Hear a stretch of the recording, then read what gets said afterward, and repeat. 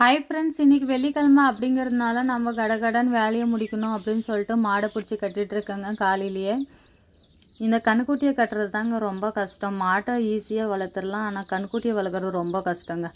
அது இழுத்தாலையும் வரவே வராது, இழுத்து இழுத்து போதாயிருங்க. அந்தளவுக்கு வேலை கொடுக்கும், வரவே வராதுங்க.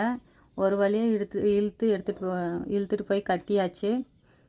இப்போ நம்ம பால் கறக்கிற மாடை பிடிச்சிட்டு போய் கட்டிடலாம் அப்படின்னு சொல்லிட்டு பால் கறக்கிற மாடை பிடிச்சிட்டு போய் கட்டிகிட்டு இருக்காங்க. இன்றைக்கி சீக்கிரமாக வெள்ளிக்கிழமை அப்படிங்கிறதுனால நிறைய வேலை இருக்குங்க. சாணி போடுறது எல்லாமே, அதனால் சீக்கிரமாக எல்லாத்தையும் முடிச்சிட்ருக்கேன். சாணி அள்ளுறதே நம்மளுக்கு 1/2 hour ஆகுங்க. அதனால் சாணி எல்லாமே கடகடன்னு வாரி முடிச்சுட்டு பால் கறக்க வந்துட்டோங்க. நம்ம தண்ணி போட்டாவே எப்போயுமே கோமியம் விடுங்க. ஏன் அப்படின்னா கோமியம் ஊற்றுச்சுனாவே நம்மளுக்கு பால் கறக்க ஈஸியாக இருக்குங்க. ஏன்னா நம்மளுக்கு அந்த மடி வந்து லூஸாக டைட் கொடுக்குங்க. அந்த சன்னு பால் கறக்கிறோம் இல்லைங்களா, அந்த சன்னு அது நம்ம ஈஸியாக கறக்கலாம்.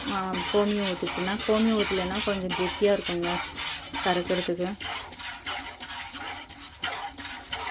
நம்ம எப்பயுமே எண்ணெய் வச்சு தாங்க கறப்போம். நீங்கள் எண்ணெய் வைக்கிறீங்களா? ஒரு சிலர் எண்ணெய் வைக்காமல் கறப்பாங்க. நீங்கள் எண்ணெய் வச்சு கறக்குறீங்களா இல்லையா அப்படிங்கிறத கமெண்ட்ஸில் சொல்லுங்கள். பால் எப்படி கறக்கிறேன் அப்படிங்கிறதையும் கமெண்ட்ஸில் சொல்லுங்கள். பால் கறந்து முடிச்சிட்டோங்க. இன்றைக்கி வெள்ளிக்கிழமை அப்படிங்கிறதுனால சாணி தண்ணி போட்டிருக்கேங்க. நம்ம வெள்ளிக்கிழமை திங்கக்கிழமை மட்டும்தாங்க சாணி தண்ணி போடுவோம். மற்ற நாளில் தண்ணி தெளித்து கோலம் போட்டுருவோம்.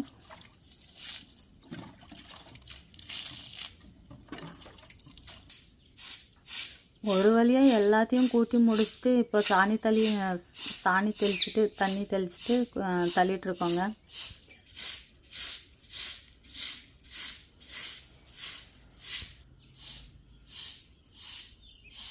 வெள்ளிக்கிழமை அப்படின்னாவே வேலை ஜாஸ்தி இருக்குங்க. கோலம் போட்டு முடிச்சாச்சுங்க. எப்படி இருக்குது அப்படிங்கிறத கமெண்ட்ஸில் சொல்லுங்கள்.